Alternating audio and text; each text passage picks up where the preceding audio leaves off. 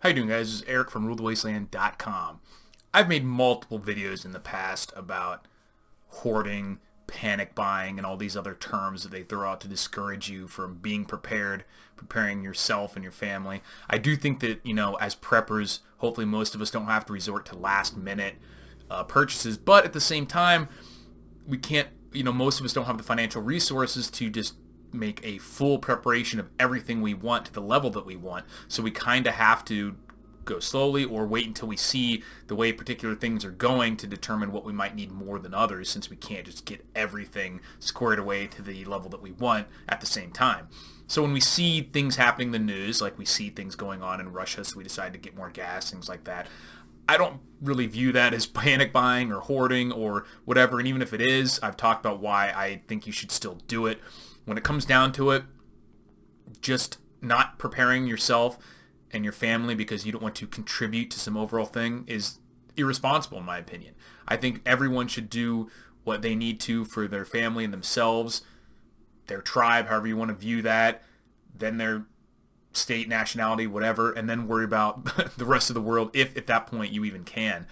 And most of us, have enough trouble taking care of all the things up to that point that's why things like 4 and 8 are so ridiculous. But whatever, getting off topic. The point is, you see people constantly coming out and saying that you shouldn't stock up, you shouldn't hoard or whatever. And usually that's at the point where you most need to make sure you're squared away. And we're seeing that happen right now as well. We saw people come out and say that you shouldn't hoard gasoline or shouldn't buy extra gas.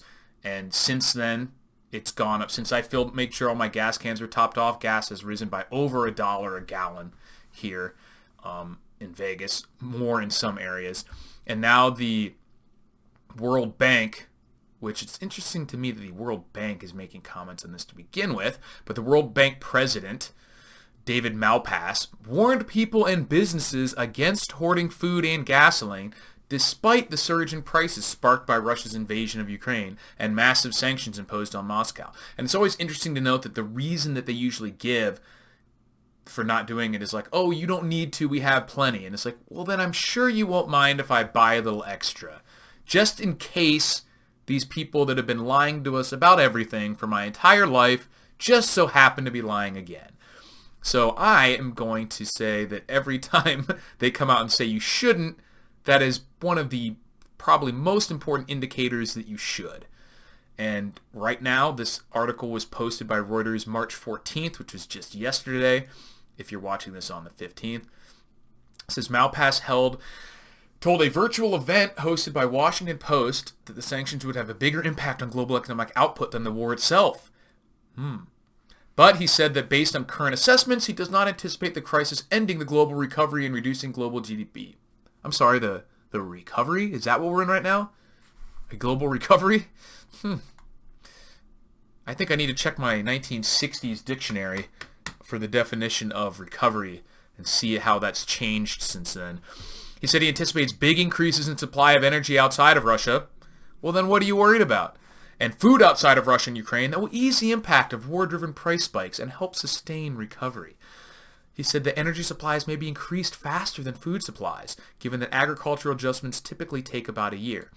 Now, that he is technically true. Like, it's easier to switch to an alternate form of energy sometimes than, obviously, crops take a whole season at the minimum.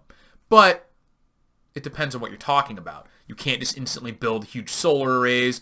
You can't instantly build nuclear power plants. So in practice, it's not necessarily, you can increase production of drilling and stuff, which we seem to have magically stopped. So theoretically, there are ways that we can increase temporary energy production quicker than we could probably increase food production. But in the long term or even medium term, it takes a lot to actually raise the baseline of energy production of a country, especially if you want to use alternate sources that you're not already using. Something like solar, if we would have to start now, and maybe in 5 to 10 years, we could have a significant portion of the country or individuals using solar. Same with nuclear power. We could start building now, and in a decade, we might be getting these things online. So that's not going to happen super quick. Prices can obviously go way up much quicker than that. The right thing to do in these current circumstances, he says, is not to go out and buy extra flour or gasoline.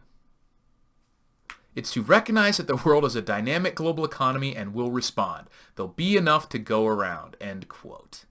Well, like I said, in that case, I'm sure you won't mind if I buy a little bit extra, since there's so much plenty to go around. And then, oh, wait, what's that? Me buying, one individual buying an extra 20 to 40 pounds of rice or something is going to make problems? Well, then I guess there's really not enough to go around. Now, is there? And check out this word salad, too. It's recognize that the world is a dynamic global economy. That doesn't even really mean anything. Dynamic global economy.